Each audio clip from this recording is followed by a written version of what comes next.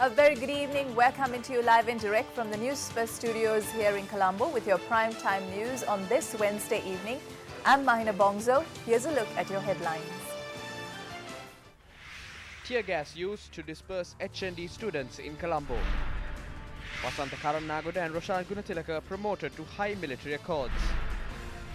Attention of Parliament drawn to remove Hizbullah's seat with retrospective effect. Dinesh Chandimal to rejoin the Test squad. One of India's most renowned politicians, Sushma Swaraj, passes away.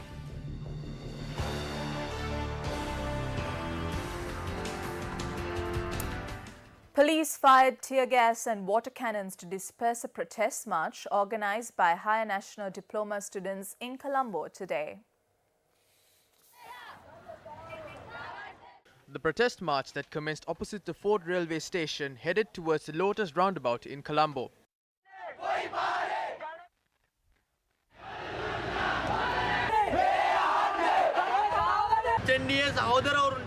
සංවර්ධන නිලධාරී කියන තනතුර 2012 දෙද්දී ඇයි 2019 දෙන්න බැරි අතිරේක ලේකම්ල වැඩක් නැහැ ඔබතුමාලා ජේෂ්ඨ ලේකම්ල නෑ ජනාධිපති ලේකම්. As no progress was made through the march, the students then attempted to make their way towards the presidential secretariat. Police then took steps to launch tear gas and water cannons in a bid to disperse the protest march.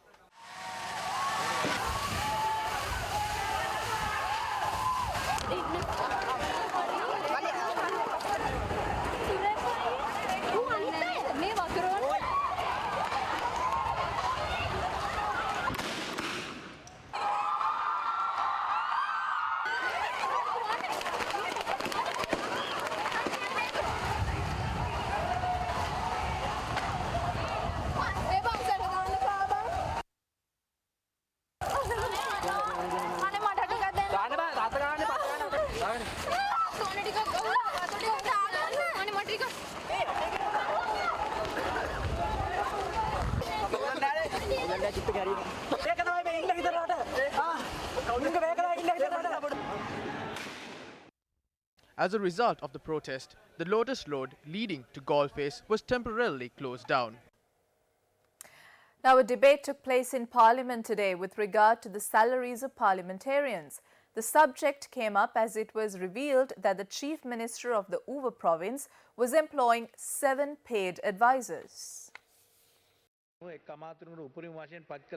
Within the stipulations, a minister can only employ 2 paid advisors. It was revealed through the Auditor General's investigation that the Chief Minister had employed 7 paid advisors, disregarding the Governor's orders.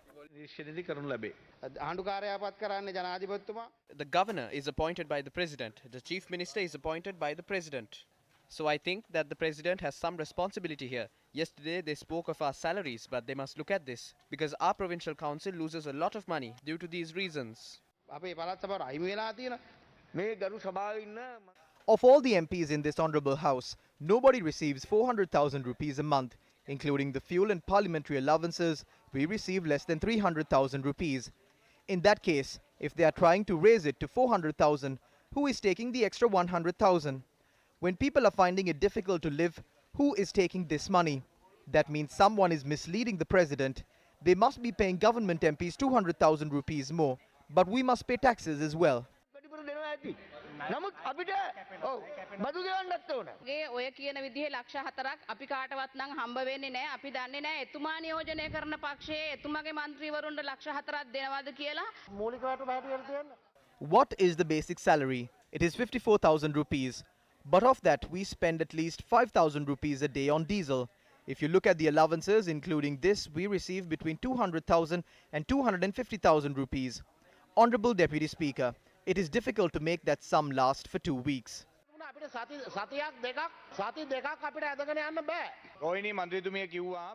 MP Rohini stated that she wonders if the President's party members get an extra 200,000. But no such things take place.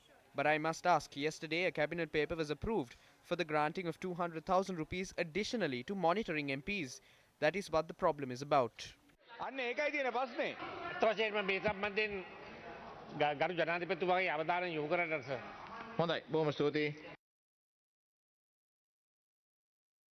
A member of parliament receives a bonus of 2,500 rupees for every parliamentary session they attend.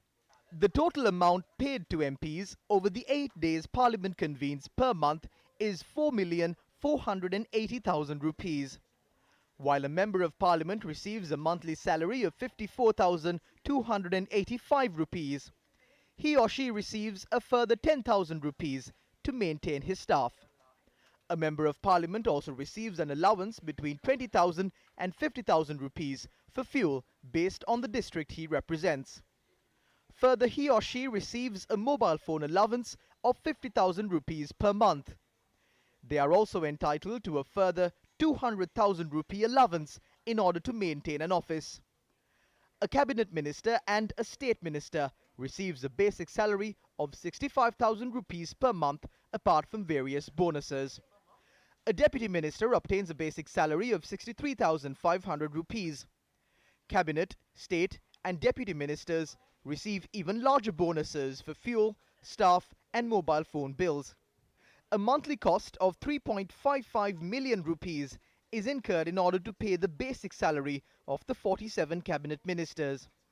A monthly cost of 1.3 million is spent in order to pay the basic salary of state ministers, disregarding other bonuses.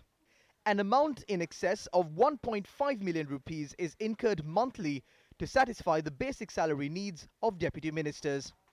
132 members of parliament are paid salaries through parliament, apart from the 92 cabinet, state and deputy ministers and the Speaker of Parliament. For those 132 MPs, a total cost of 7,165,620 rupees is incurred, apart from other bonuses, every month. The Prime Minister today provided answers to several questions posed by parliamentarians, expecting verbal answers. How many unemployed graduates have been provided with jobs? What is the future course of action taken for those who have not been given jobs? Have external degree holders been provided with job opportunities? As part of the first phase, on the 20th of August 2018, 5,000 intern graduates were recruited. 3,200 of them arrived to accept the letters of appointment. Around 20,000 have been given appointment letters. We have not been able to ascertain how many of the 16,800 who were given appointment letters have actually accepted the appointments. That will take a few weeks. Then those 6,000 to 7,000 vacancies will be handed over to external degree holders. As the next step, we will continue to provide external degree holders with jobs.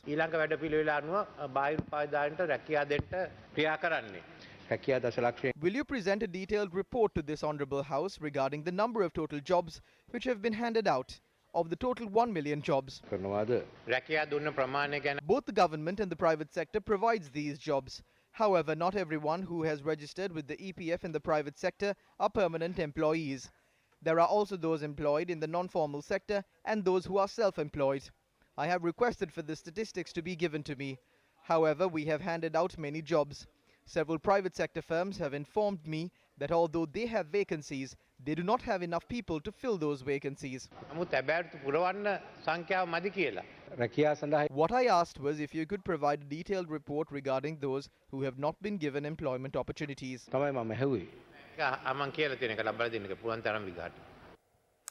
The controversial Batticalow Campus Higher Education Institute was discussed during the adjournment debate today. This institute that has been put up with the view of making profits has come forward by violating all procedures. The best example of something similar is Saitam, which caused big problems when Minister Kiriella was in charge of higher education. I mentioned on countless occasions that we should not close Saitam and that a Supreme Court decision will come, and also that we can legalize Saitam and establish private education. The government did not listen, and a month after closing, then came the Supreme Court verdict. The cat jumped out of the bag. Minister Kiriella knew in advance the decision on Saitam.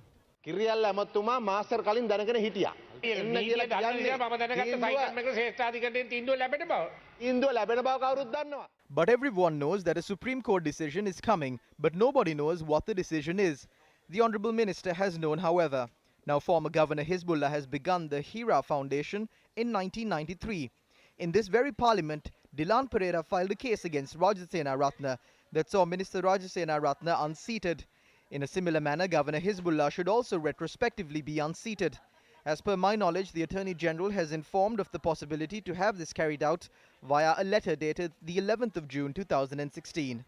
ගිවිසුමට ඇතුළත් වෙයි 2013 6/11 සිට ඔහුගේ මන්ත්‍රී ධූරය අවලම් කිරීමේ හැකියාවක් පවතිනවා කියලා. මේ හිරා පදනම ගැන The head of the State Intelligence Service has clearly informed us about the Hira Foundation, adding that this is a dangerous organization and that it cannot be registered as an NGO. Back then, he sat as the Deputy Minister and signed an agreement with the BOI. The Attorney General states that both these things are illegal and that he should not be holding a seat in Parliament from the 11th of June 2013. පාර්ලිමේන්තු මන්ත්‍රීවරයෙක් සිට මේ පාර්ලිමේන්තුවේ රැඳී සිටිය නොහැකි. ආංශික කාරක සභාව විදිහට මෙවැනි ආයතන වලට ඔබතුමාලා ෆැමිලි කරලා තිබෙනවද කරන්න බලාපොරොත්තු වෙනවද? පැහැදිලිවම කියන මන්ත්‍රී With regards to the unseating of the member, we ask that legal action be filed from the Attorney General's Department. Following this debate, we intend to reach out to all connected organizations. මේ සම්බන්ධයෙන් ඒ ආයතන සියල්ලටම පැමිණිලි කරන්න.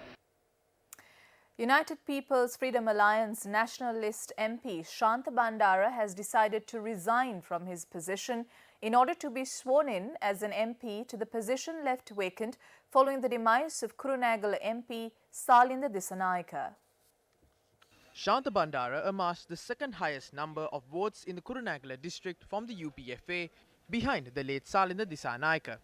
The president decided to award Shanta Bandara the national list position left vacant after MLAM Hizbullah, who was initially selected through the national list, was named the governor of the northern province. 9 අගෝස්තු 7 පාර්ලිමේන්තු මහ ලේකම්තුමා ශ්‍රී ලංකා පාර්ලිමේන්තු ශ්‍රී ජයවර්ධනපුර කෝට්ටේ ලේකම්තුමනි එක්සත් ජනතා නිදහස් සන්ධාන ජාතික ලයිස්තු මන්ත්‍රී ධූරයෙන් ඉල්ලා අස්වීම ධූරයෙන් ඉල්ලා අස්වන බව කාරුණිකව දන්වන අතර එම ඉල්ලා අස්වීම බාර ගන්නාමෙන් කාරුණිකව ඉල්ලමි තවද එම පුරප්පාඩුව සලකා ඉදිරි ක්‍රියාමාර්ග ගන්නාමෙන් කාරුණිකව ඉල්ලා සිටි. දුති මෙයට ශාන්ත බණ්ඩාර ජාතික ලයිස්තු පාර්ලිමේන්තු මන්ත්‍රී. President Maithripala Sirisena today began his 4-day state visit to Cambodia. Upon his arrival at the Phnom Penh International Airport, President Sirisena was warmly welcomed by a delegation headed by the Deputy Prime Minister. The aim of this visit is to further strengthen bilateral relations between Sri Lanka and Cambodia. The two countries will pay special attention to expand mutual cooperation in economic, trade and tourism sectors. President Sirisena also attended the inauguration of the Business Forum organized by the Cambodian Chamber of Commerce. The president has decided to promote the former commander of the Navy, Wasantha Karanagoda, and former commander of the Air Force, Roshan Gunatilaka, to ranks which are on par with that of the Field Marshal position of the Army. Through an extraordinary gazette issued last night, former commander of the Navy Vasantha Karanagoda has been promoted to the rank of Admiral of the Fleet, while former commander of the Air Force Roshan Gunatilaka has been promoted to the rank of Marshal of the Air.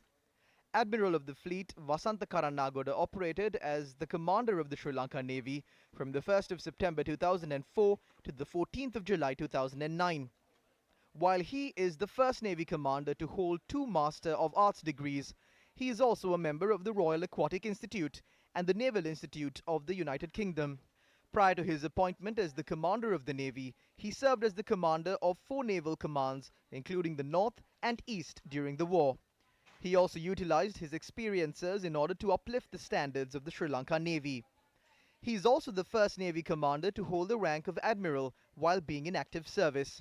Ranashura, Vishishta Seva Vibhushana, Uttama Seva Purna Bhumi, and Rivirasa are only a handful of the medals he has been awarded for his heroics. Marshal of the Air Roshan Gunatilaka was appointed to the 12th Command of the Sri Lanka Air Force on the 12th of June 2006 and retired on the 27th of February 2011. Marshal of the Air Roshan Gunatilaka, who operated as a helicopter pilot for a prolonged period, also served as the commanding officer of the 3rd Maritime Squadron and also the 4th Helicopter Wing. He also held a number of command, operational and administrative appointments during his career and contributed immensely to modernize the Sri Lanka Air Force in many sections and also to end the war. In recognition of his service, he has been awarded medals such as Rana Vikrama, Vishishta Seva Vibhushana and Uttama Seva. A model village in Ahatuava in Mahakatnoruwa in Kurunegala was vested in the public today.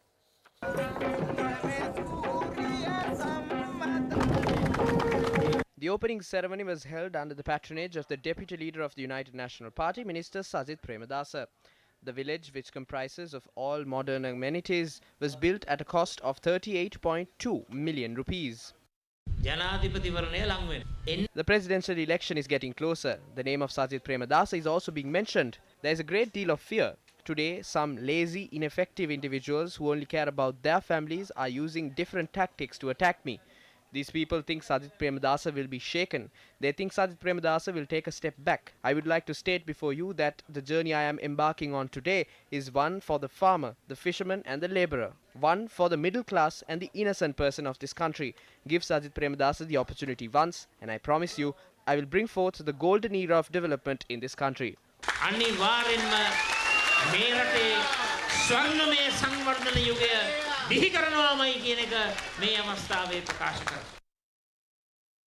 An event to express gratitude to the Mahasangha of the Tri-Sects for awarding Speaker Karujai Surya with an honorary title was held today at the BMICH in Colombo.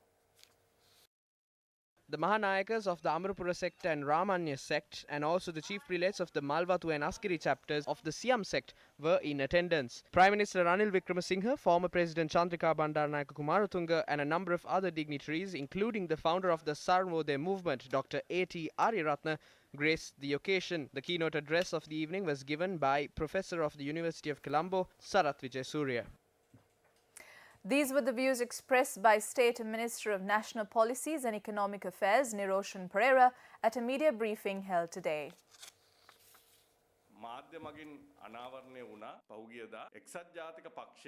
Recently, the media uncovered that two powerful MPs of the UNP had visited Gotabaya Rajapaksa's residence. One of them was the chairman of the UNP and the other is the chief of staff of the former Minister of Law and Order. The Rajapaksas have a lot of allegations levelled against them. The subject minister going and holding discussions with people like this, and when the media reports on this matter, it is very disappointing for us, the members of the UNP.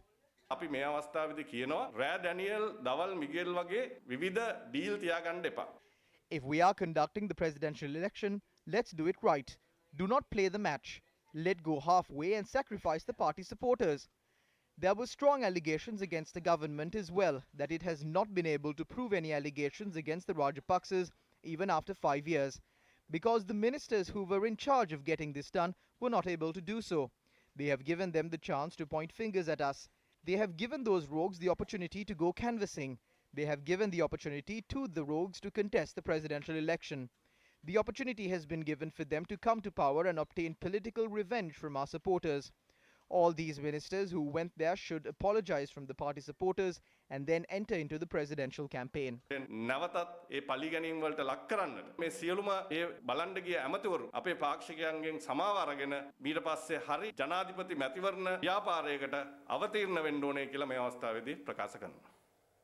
Opposition leader Mahinda Rajapaksa today met with Christian public representatives of the Sri Lanka Podujana Peramuna. The main subject of the meeting, which took place at the official residence of the opposition leader, was the investigations into the April 21st attacks. What they ask is that an independent commission be appointed to look into what happened with the Easter attacks, so that all of those who are responsible and were connected to the attacks can be dealt with legally. We will request the President and the Prime Minister in writing to appoint these commissions. They are even attacking religious leaders now, be it Catholic priests, Hindu priests, Buddhist clergy or even Muslims. These people ask that these religious leaders not be subject to politics and that party leaders must punish those who make such lewd comments.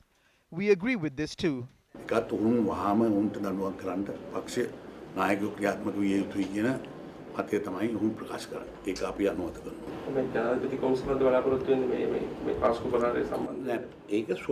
It is an independent commission. That means it is an individual one that is appointed by the President. For that, they must seek the support of the Prime Minister and especially the opposition leader. Following the meeting, MPs also spoke to the media. ඒක ප්‍රහාරයෙන් පස්සේ ඇමරිකාවෙන් සහයෝගය දුන්නා හැම වැඩ කටයුතු වලට ත්‍රස්තවාදය පාලනය කරන්න. එතකොට ඇක්සා සෝෆා ගිවිසුම් වලට ඔබතුමාලා එදා ඉඳලා විරුද්ධ වුණා.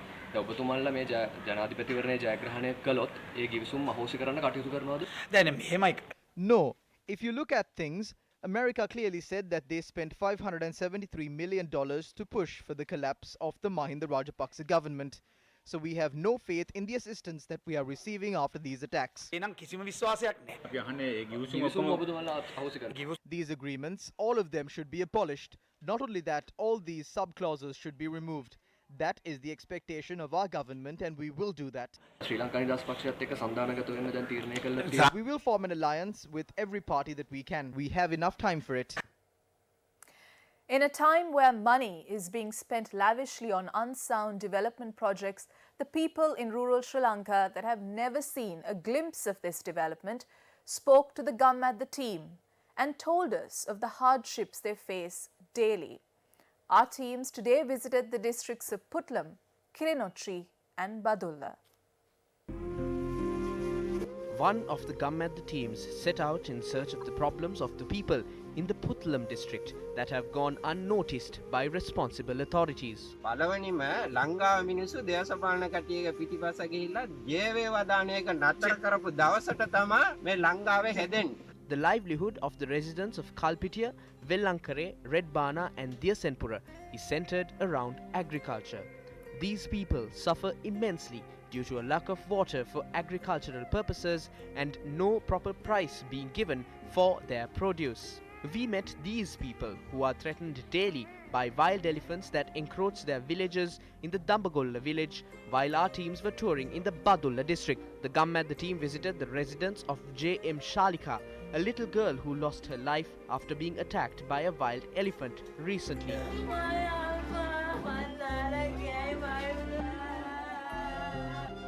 The Gammadda teams also visited the villages of Mahyanganaya, Galporua and Burial Handia. These people who are scorched by the heat of the sun are deprived of clean drinking water to quench their thirst. These images are a testament of the suffering that these people undergo every day. Give us some water to drink. That was the only request on the lips of the people living here. The Gammadda teams also visited the villages of Pachile, Archinagar, Iyakkachi and Muhammalai. A media briefing on the National Youth Volunteer Empowerment Mission was held at the National Youth Services Council in Maharagama. This year's theme is Yuthukama or Responsibility. We believe that this country must be made younger. If that is to happen, the decision-making power of this country must fall upon the youth. For that, youth should be valued. It is with this in mind that this volunteer youth policy document was created. Through this, youth ranging from 15 to 29 years can, through various means, engage in volunteer service. Firstly, within the first 6 months, if they engage in any sort of volunteer work for 36 hours, we will award them a bronze medal. If it is 48 hours, we will award them a silver medal. Within 1 year, if they record more than 120 hours of voluntary service, we will award them a golden award. In all three instances, they will be presented with a certificate. The plan is that every person receives a certificate along with points that will be taken into consideration during university admissions. We will be celebrating World Youth Day on the 17th of this month. We plan to make this document public on this day. ජාත්‍යන්තර තරුණ දිනය අපි සමරනවා. එහිදී මේ විශේෂයෙන් අපි ජනගත කරන්න බලාපොරොත්තු වෙනවා. To honor the best annual report masterpiece produced in the country, the Institute of Chartered Accountants of Sri Lanka is now accepting applications for its 55th Annual Report Awards competition. The competition is open to big and small companies ranging from conglomerates, multinationals to small-time community groups as well as NGOs. The last day to hand in applications will be on the 31st of August 2019. The award, which is organized by Chartered Accountants Sri Lanka, is recognized as a corporate competition that promotes transparency, accountability, social responsibility and corporate governance. The increase in demand for higher quality information has grown over the years, and this sets the stage for for companies to benchmark their reporting standards against the best, and also gives them the opportunity to work towards enhancing the quality and transparency of financial reporting, disclosures, and corporate governance. Speaking on our Newsline program this morning, MP and former British State Minister of Foreign and Commonwealth Affairs Sir Hugo Swire was asked about aspects of immigration policy. Is it fair to say that the British public are concerned about the free movement of people, that there is an almost underlying xenophobia? No, I don't think it's xenophobia because, as I say, I mean, Boris Johnson has already offered over 3 million Europeans the right to continue to live and work here. I just think that there's a feeling that immigration has not been controlled. Look, it seems to me any government has a duty to protect its own citizens first and foremost, and there are hundreds of thousands of people in this country. We have no idea where they're from, and we have no idea how they got here, and it seems to me that's negligent on behalf of the government, of successive governments, and I think people want to see a tighter, fairer system. People in Britain are fair-minded, they want a fair system, they've seen it terribly abused. A memorial to honour the late Professor Shelton Kodikara was held in Colombo yesterday. The Sheldon Kodikara Memorial Oration was organized by the Colombo-based Regional Center for Strategic Studies to honor the center's founding director, Professor Sheldon Kodikara, who was also the founding professor of the International Relations at the University of Colombo. The event saw the participation of Mrs. Rovana Kodikara, wife of late Professor Sheldon Kodikara, and his son Dilip Kodikara. Speaking at the event, Professor Veranja Karunaratne, Vice-Chancellor at Slingtech Academy and Senior Professor of Chemistry at the University of Peradeniya, spoke about world affairs in the postmodern world. A token of appreciation was also presented to Professor Veranja Karunaratne.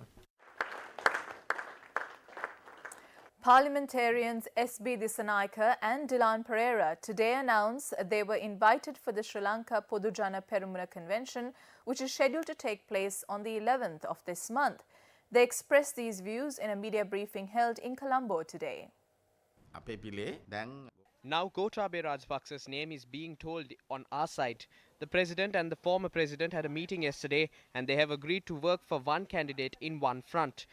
There may be a few people in the SLFP who want to leave this party and join the UNP. But if we look at the seniors in the SLFP, they are ready to support the progressive anti-UNP candidate. I am certain in the next presidential election, President Maithripala Sirisena will commit to support the candidate presented by the Left Alliance.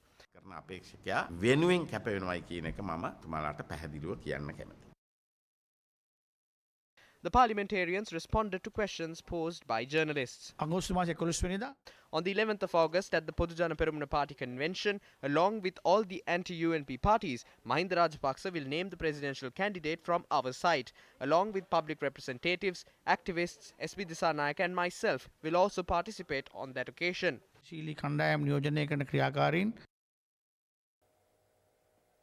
And finally, in sports news, Rumesh Ratnayaka has been appointed as the head coach of the Sri Lankan national team for the series against New Zealand. Sri Lanka Cricket announced that the permanent head coach of the national team will be appointed following the tour. Meanwhile, a pool of 22 players have been selected for the series against New Zealand. The pool was announced today.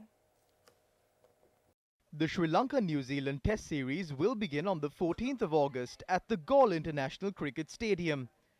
The primary captain among the pool announced for the series is Dimuth Karunaratne. Both former captain Dinesh Chandimal and spinner Akila Dhananjaya have also been called to the pool. In the last Test Series Sri Lanka played against South Africa, neither of the two players were named in the squad. The likes of Angelo Pereira, Dhanush Gunatilaka, Shehan Jayasuriya, Dilruwan Pereira, Lasith Nambuldeniya, Asita Fernando and Lakshan Sandakan have also been named in the initial pool of players. Milinda Siriwardena, Mohammad Shiraz and wicketkeeper Kaushal Silva, who were all part of the squad that faced South Africa, have no place in the side. Angelo Matthews, Lahiru Thirimana, Kusal Mendes, Kusal Janith, Niroshan Dikwella, Dhananjay De Silva, Orshida Fernando, Chamika Karunaratne, Suranga Lakmal, Lahiru Kumara, Vishwa Fernando, Kasun Rajitha have all been named in the initial side as well. The final squad that will take on New Zealand in the upcoming tour is set to be decided following the practice match to take place in Katunayake tomorrow. While there will be 2 test matches in the New Zealand's tour of Sri Lanka, the second test will begin on the 22nd of August at the Pisara Oval in Colombo. That's a wrap of Primetime News for tonight. Thank you very much for joining us. I'm Mahina Bongzo. Good night.